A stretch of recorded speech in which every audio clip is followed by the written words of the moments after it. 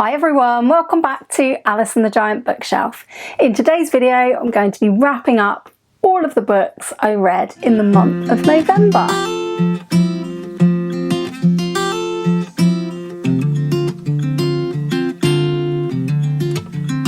Hi everyone, welcome back to my channel, or welcome if you are new. My name's Alice and I have way too many books. And today I'm going to be talking about whether I read any of those way too many books in the month of November. As always with my wrap-ups, I will be going through the books that I read from roughly my least favourite to my most favourite of the month.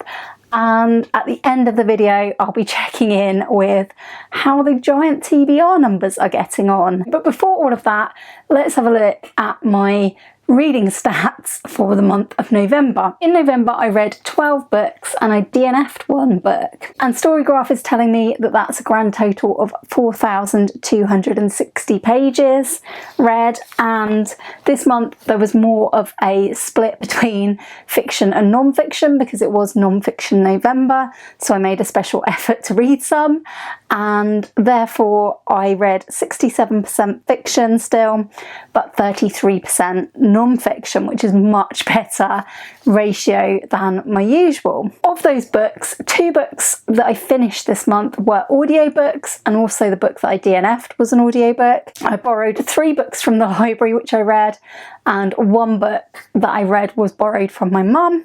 So that's 4 borrowed books in total. 6 books were read from my giant TBR. I did have 1 5-star book, but I had about 5 books that I gave 4.5. So whether I'm being a bit stingy or not with some of those books will become clear later in the video. I thought first of all I would quickly tell you there are quite a lot of books that I still have on the go that I didn't manage to get finished in November. I am very, very close to the end on this one. This is a buddy read with Gemma from Gemma Books, and we're reading The Remains of the Day by Kazuo Ishiguro, and I love this cover. It's bright yellow. I am only about maybe 20 pages from the end of this, so this will get finished today, I would think. Really enjoying that one so far, so that'll be wrapped up next month. Dombey and Son is still on the go. I'm currently at the beginning of chapter 9, and that doesn't seem like an awful lot of progress, so I was hoping to finish this by the end of the year, and I think that based on the other stuff I want to read in December, that might be a little bit of a tall order, so we will see. I'm at least 100 pages in now. I'm really enjoying it.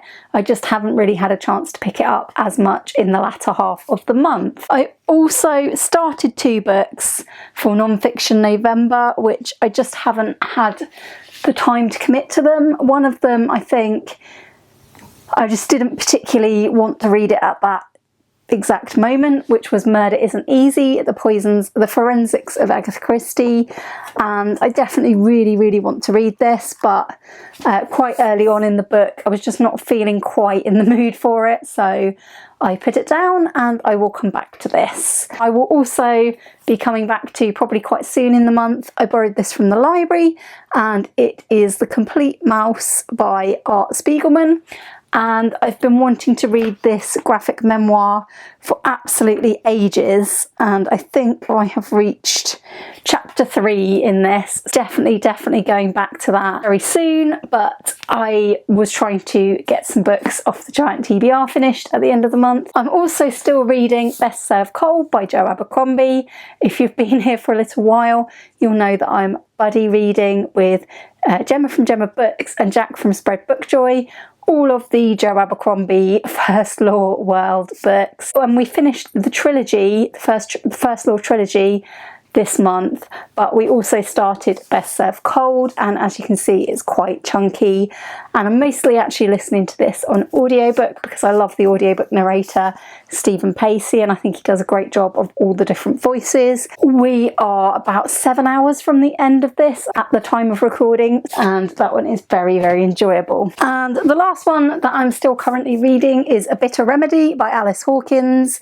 This is like a Victorian set murder mystery. I'm about probably just over a third of the way through this, getting on for the halfway mark, and enjoying this, but I've sort of been reading this as my extra book alongside buddy reads, so I wouldn't be surprised if this is probably the second book that I finish in December after I'm done with The Remains of the Day.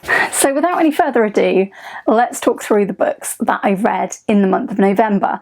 And I'm going to start by just briefly talking about the DNF very quickly, and that was The Swifts by Beth Lincoln. This appeared on the Nero Awards prize list recently, and it's one of the 4 books that have been selected in the children's fiction category. I thought this sounded quite up my street, and that this was the book out of the 4 that sounded the most like a middle grade read. Started listening to this on one of the library apps, and the first problem that I had with it was not actually a problem with the book itself, it was a problem with this different app, because in this particular app, which I haven't used before, it doesn't tell you how long you've got to go of the book or how far through it you are, and that was really irritating me, but that's beside the point. That isn't the book's fault. Now, the reason I've DNF'd this at approximately about a third of the way through, I would say. I've read all of part 1. When I read children's fiction, and middle grade in particular, I always expect like a really fast pace of book, because let's face it, the target audience needs fast paced in order to probably stick with the book. What was really aggravating me about this book was the complete lack of pace for me. I'm sure there's lots of people out there who this book is for, but I don't think this book is for me, because it's not very pacey. It's kind of billed as a whodunit, but nobody has actually been murdered yet, and I'm a third of the way through the book. But it's quite a long audio. I think it was about 9 hours, and I just didn't think that I could go on with it really, because like I actually could have gone on listening to it. The plot, although quite slow and meandering, wasn't anything terrible. It's just that like part of the point of the book was that everyone had really silly names. The main character we're following is called Shenanigan Swift, and part of the thing that has been explained quite a lot too much, I would say, is that in the Swift family their names are picked from a dictionary at birth, and the definition of their name is meant to kind of define the person. So yes, there's like various very silly names in this, and that wasn't helping my enjoyment of it at all. There were some things that this book was trying to do that I liked, just the plot was not doing anything for me. The names were grating on me, and as the names were an integral part of the storyline, I thought it was best to probably DNF this and try some other books. Do let me know if you've read The Swifts, if you think it gets better, but I don't think it's one that I'm going to be returning to. We will see how that one gets on in the Nero Prize. Into the books that I did finish. There were no books that I didn't like in the month of November. The first one is one of my non-fiction reads that I'd had on my shelf for a while, and that is Dewey, the Small Town Library Cat Who Touched the World by Vicki, Myron and Bret Witter. This was a lovely book. It does what it says on the tin. It's a story about a cat in a library. 2 things that I absolutely love, cats and libraries, and it was a charming sort of story.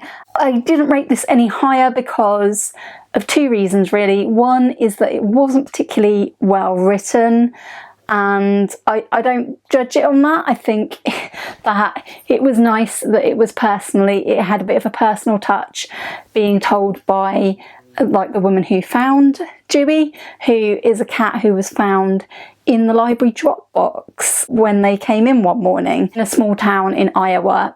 So this was set quite a long time ago. I think the events started in kind of the 80s, and this took us through quite a long time of libraries and things. It was quite interesting for me, aside from the stuff about Dewey the cat, which was obviously the highlight of the book.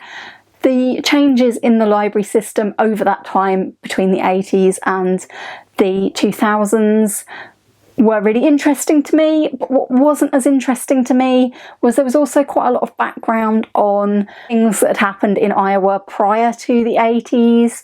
Don't get me wrong, I'm sure that it can be a very interesting topic, but I was picking up this book to read about the cat, not to read about Iowa, and not really to read too much about the author, and she did put quite a lot of her own like biographical details into this. I would expect a little bit of that from the author because obviously her life was very much intertwined with the cat's life. As you would expect from a book about animals, this did make me cry.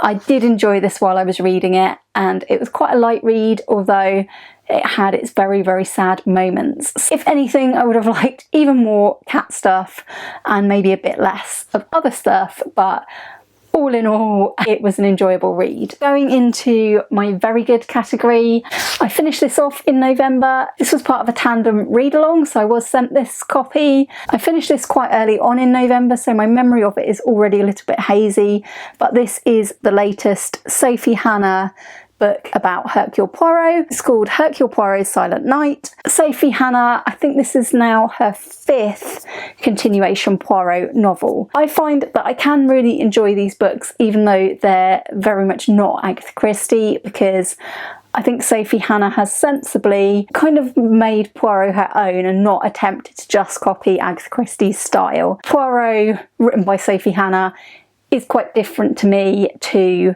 Agatha Christie's Poirot, but kind of retains the essence. I like his sidekick in these, Inspector Catchpole, who is the narrator. This was a good book. I probably didn't do this justice by reading it so far before Christmas. This would be a great read over the Christmas period because it's actually set like from the 19th of December onwards. So I think this would be very enjoyable to read around Christmas time. It is like a Christmas murder mystery. Personally, for me, the ending was not very satisfactory. I thought some of the detail on the motive was just a little bit unbelievable to me, so it didn't quite stick the landing, but it was otherwise a very enjoyable read. And I would still say, if you like Sophie Hannah's Poirot, this would definitely be a good one to pick up over Christmas. This had quite a slow pace, particularly in the first third of the book. I would say that this is a good fun read. Next up, we have Picture Book Makers. I think this is being edited by Sam McCullen. That's what it says on Storygraph anyway. And this was a book I had out from the library for a very long time. I mentioned this in my John Classen video, which has not yet seen the light of day, and I do hope that one day I finish editing that to my satisfaction and get that up on the channel. This book focuses on 12 different illustrators, and each section is one illustrator, and they, in their own words, talk about the making of their famous picture book. And I didn't know most of the authors in this, but I did pick it up for John Classen, and I read his chapter several times because it was about the making of the Hat trilogy, which I absolutely adore. One of the best sets of picture books you could ever hope to come across in my eyes. I very much enjoyed his section. I also then did find it very enjoyable to read about the other illustrators, and there are a couple that I probably will check out on the strength of having read this book. But if you are interested in illustration and how like author illustrators have their ideas, put together these books, this was a really, really interesting book. And I understand that it came from also a website where different authors and illustrators have talked about how their books came to be. So yeah, if you are really interested in illustrators, I will see if I can link that in the description box down below if I can remember it and find it. But great book, really very much enjoyed it. Next up, we have another one from the Giant TBR. This has been languishing on the TBR for many years, and it is Join Me by Danny Wallace, the true story of a man who started a cult by accident. I really enjoyed this one. It was very, very funny. Certainly made me chuckle. I really enjoyed Danny Wallace's sort of conversational style of writing, his sense of humour, and just the way that this project kind of spiraled and became a bit of an obsession for him. It was just a fun and interesting read. A really, really enjoyable non-fiction. I'm glad I did eventually get to it. I had previously read Danny Wallace's other book, Yes Man, where he decided to say yes to everything basically. And this one was about him deciding to start like a collective of people by like advertising initially in a paper and asking people to join him, and it's what consequences that had, particularly for his personal life. So very, very interesting book. Really enjoyed it.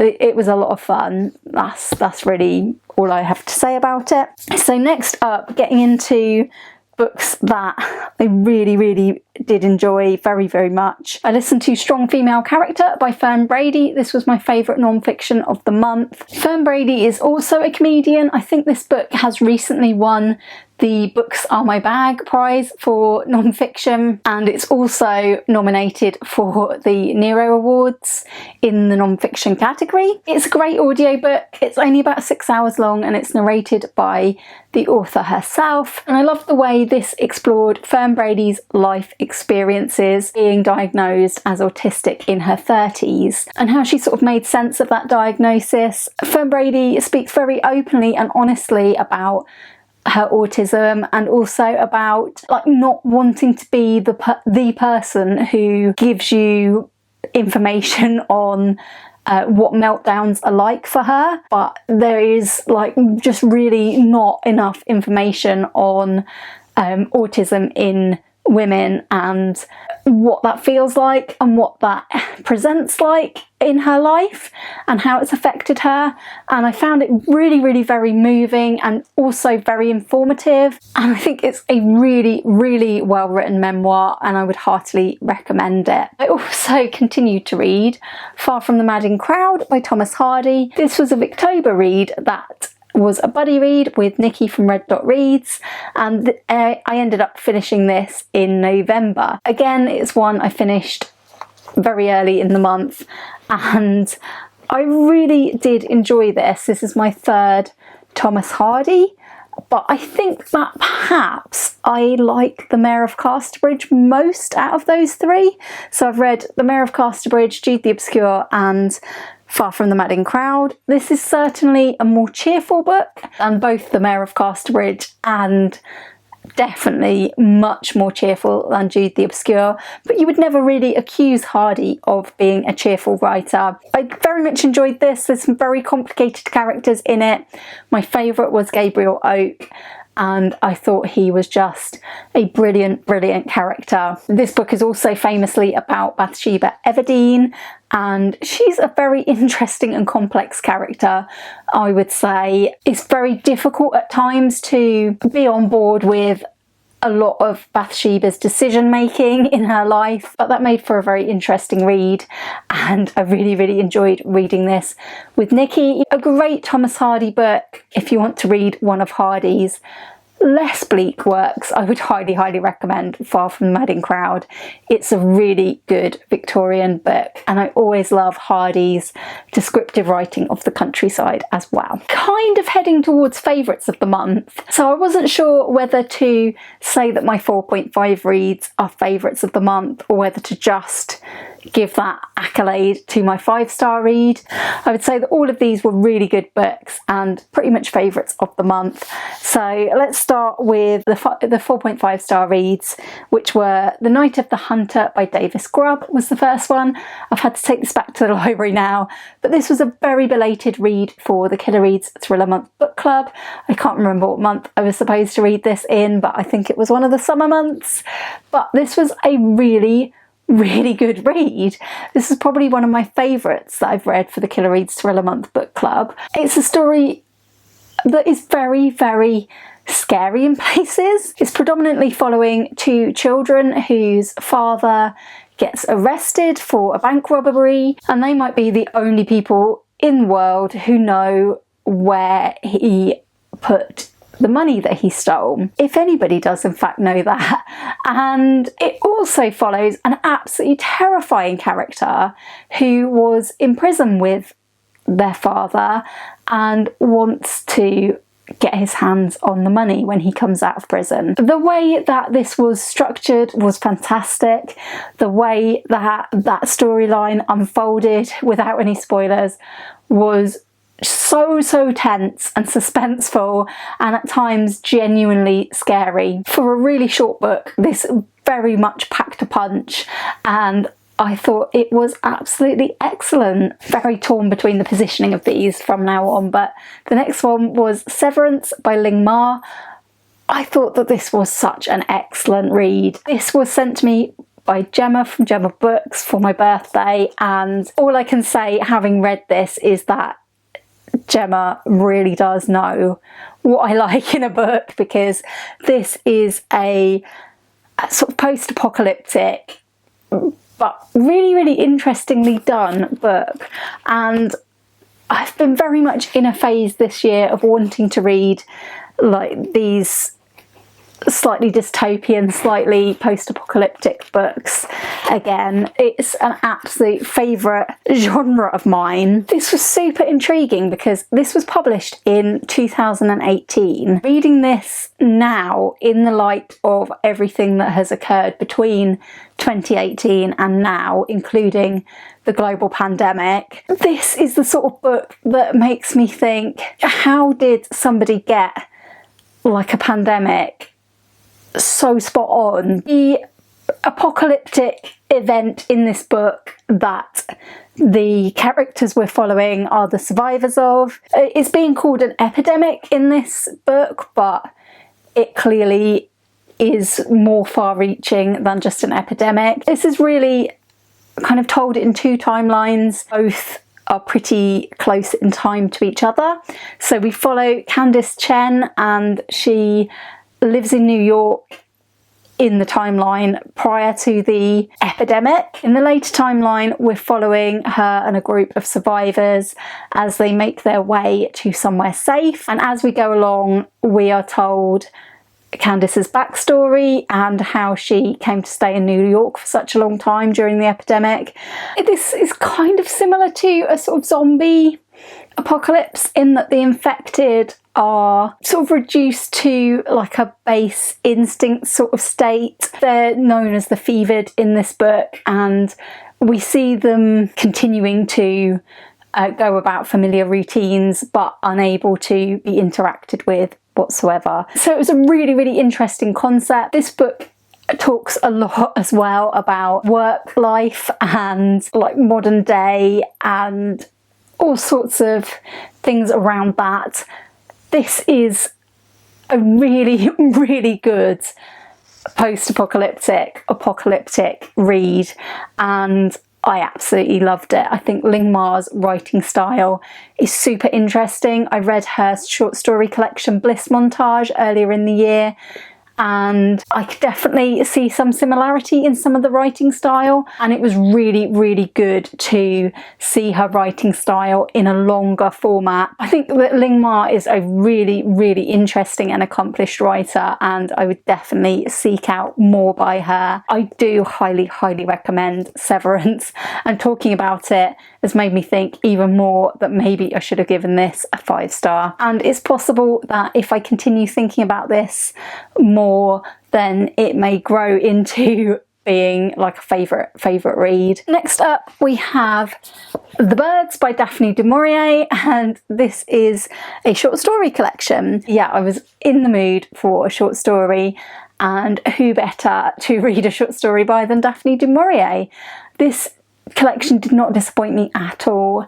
In fact, most of the stories were very, very strong in this. I can see why The Birds is the title story. Obviously, The Birds did get made into a film by Alfred Hitchcock. Although they are related by the theme of birds attacking humans, there is very little other similarity between the two. But I think reading this long after watching the film, I can see how Hitchcock took the essence and the vibe of this very scary short story and made it his own, and I really, really like both in different ways. The Birds was absolutely my favourite 5-star read for that. Probably like 4 to 4.5 for my other favourite stories in the collection, which were Monte Verita, The Apple Tree and The Little Photographer. Those were all really excellent short stories, although The Little Photographer did take a very long time to get going and had some aspects that I didn't like as much, but The Apple Tree was very suspenseful and sort of chilling, and Monte Verita just gave me this overwhelming sense of doom throughout, but I loved it. So it was only the last 2 stories in the collection that I would say were not favourites. One of them, Kiss Me Again Stranger, I could see the twist coming from quite a long way away, and the last one in the book just messed with my head. But they were both fine, good short stories, but not favourites. But the other 4 that I've mentioned really packed a punch, and this was a great collection by Daphne du Maurier, and she is still an author who I just want to read all of her work at some point. We only have 2 books left, and the last one that I didn't quite give 5 stars to is Last Argument of Kings by Jo Abercrombie.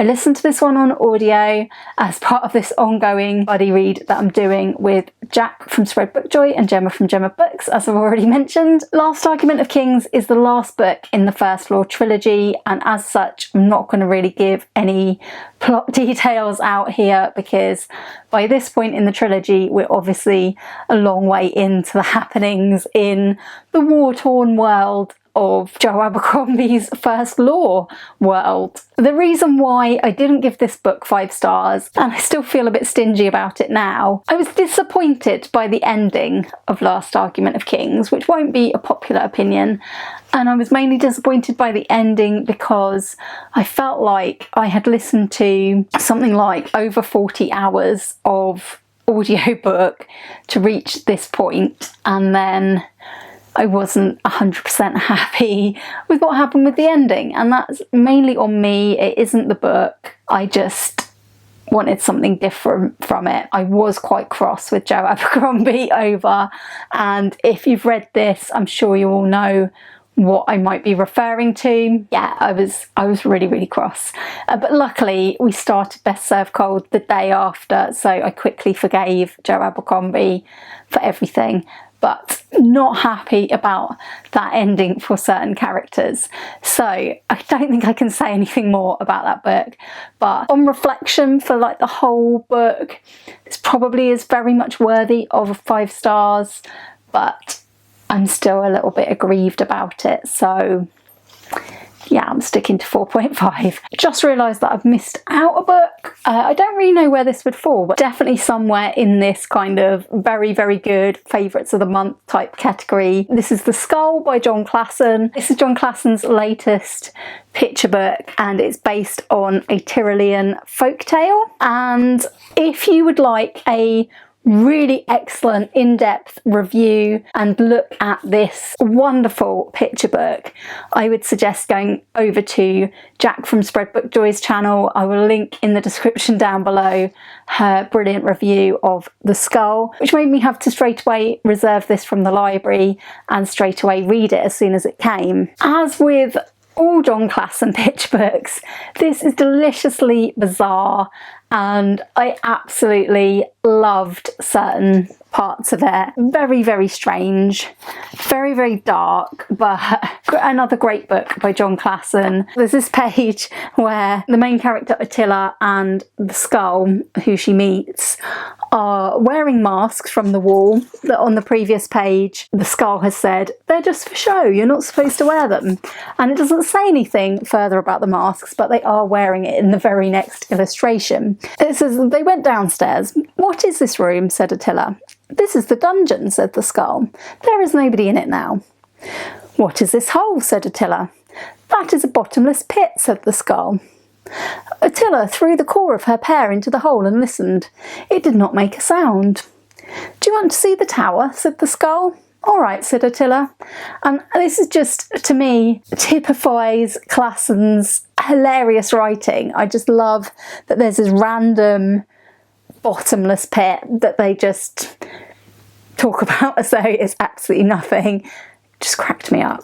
So yes, I won't spoil this book any further, but it's a fantastic short read picture book. I mean, a bit longer than some average picture books, but I highly recommend picking this up if you like illustrated books, because John Classon is just an absolute genius. So finally, we come to my favourite of the month, and this was my 5-star read. I also read this one as a buddy read with Jack from Spread Book Joy, who I've mentioned quite a bit today, and that was The Poisonwood Bible by Barbara Kingsolver.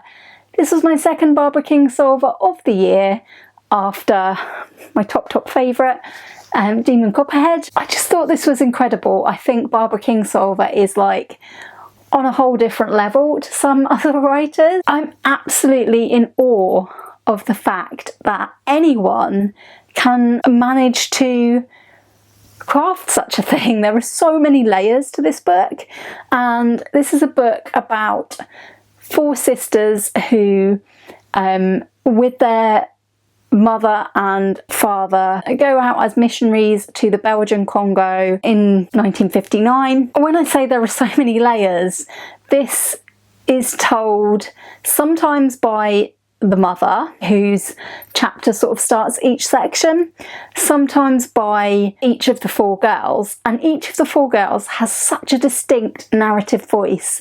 And I can't fault Barbara Kingsolver for the way she does narrative voice, because Demon's narrative voice in Demon Copperhead was just so great, such a brilliant first-person narrative. And here we have 4 completely distinct voices of these 4 sisters. This book just had so much foreboding and sense of doom to it. Also a great deal of commentary on a great number of issues in this book of that time in history, and I speechless. I just think that Kingsolver is so clever. So this, at one point, at the beginning of this read, was definitely not going to be a 5-star read, although I loved the writing and I loved the characters. It's very slow to get going. I would say that I don't really think anything much happens significantly in the first 100 pages or so, and that did frustrate me because this is a 600-page book. But looking back on that rocky start, I do appreciate what was happening, and that part of it was necessary to the rest of it as a whole. So I knew, even reading that bit that I found a bit slow, that there was no way I was going to give up on this book. I can see why this has received a lot of praise, and I can see why Kingsolver is such a well-regarded writer. I would definitely be getting to more of her books. I've got Unsheltered here to read for FOMO Book Club next year. Yeah, looking forward to getting into some more of Barbara Kingsolver's backlist. So that was my favourite this month. So the only thing that remains at this point in the video is to check in with the Giant TBR numbers. And at the end of October, the Giant TBR was standing precariously at 159 books. I was hoping that I would be able to get the TBR down firmly below 150 books in time to receive a book or 2 for Christmas without it going back up over 150. That's still the goal. First of all, some that need to be added. I had my Mr. B subscription book, which took us up to 160 books. I had a present from my mum, which was a book by Susan Cooper, which takes us up to 161 books. And I did go and meet up with Gemma from Gemma Books and treated myself to this book with my Waterstones points, which is the second book in the Broken Earth trilogy, The Obelisk Gate by N.K. Jemisin. So I'm very much looking forward to reading this because I really loved the 5th season. I did get that one for free with my saved up points from Waterstones, so that brings us up to 162 books on the Giant TBR. But I then did a try chapter video where I decided to unhaul these 6 books. So taking off those 6 books, we go down to 156 books. And I then read 6 books from the Giant TBR. Those were Hercule Poirot's Silent Night, Join Me, Dewey, Far from the Madding Crowd, The Birds, and Severance. And that takes me down to 150 books. So I am very excited about this, but I do think it's going to be very hard to keep it down that far in December. So I'm very much hoping to still read mostly from my shelves in December, which is a shame because I do have quite a few library books at the moment as well, but I might have to hold back on reading those because I need that TBR to stay below 150. That was my goal for the year, to have a TBR below 150. I have reached that goal technically. We just need to try and keep it that way and start the new year on 150 books or less. So is that going to be possible? That is the question. Anyway, that's something we will find out in the future. And for now, please do give this video a like if you've enjoyed it and consider subscribing if you haven't already. And I would love to hear from you in the comments. Do let me know, what was your favourite book that you read in the month of November? Did you find any great new authors or books that you loved? Have you read any of these books that I enjoyed this month? So that's all from me today. Thanks for watching, and I will hope very much to see you all again soon for another video all about books here on Alice and the Giant Bookshelf. Bye for now.